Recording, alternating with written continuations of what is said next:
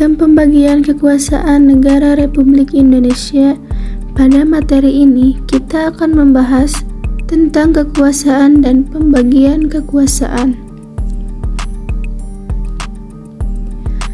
Kekuasaan adalah kemampuan seseorang untuk mempengaruhi orang lain supaya melakukan tindakan-tindakan yang dikehendaki atau diperintahnya. Berikut contoh sederhana tentang kekuasaan.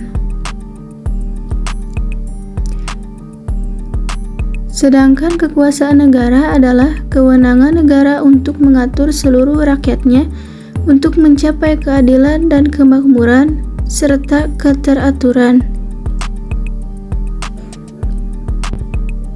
Macam-macam kekuasaan menurut beberapa tokoh. Menurut John Locke, terdiri dari kekuasaan legislatif, kekuasaan eksekutif, dan kekuasaan federatif. Sedangkan menurut Montesquieu, kekuasaan terbagi menjadi kekuasaan legislatif, kekuasaan eksekutif, dan kekuasaan yudikatif. Indonesia menerapkan ajaran Trias Politika atau Montesquieu. Setelah amandemen UUD 1945 terbagi menjadi dua, yaitu secara horizontal dan secara vertikal.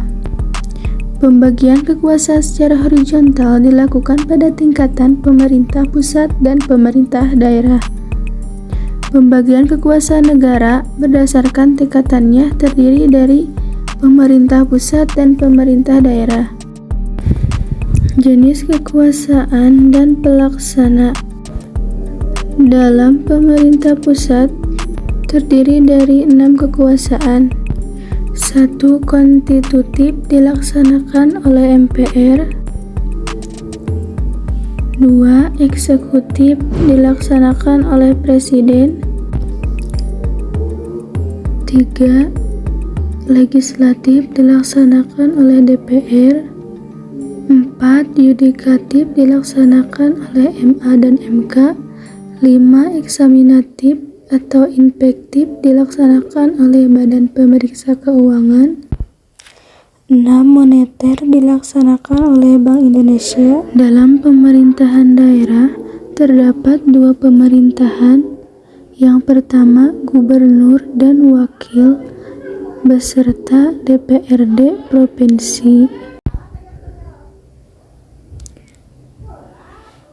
Yang kedua, tingkat kabupaten atau kota dilaksanakan oleh bupati dan wakil beserta DPRD kabupaten.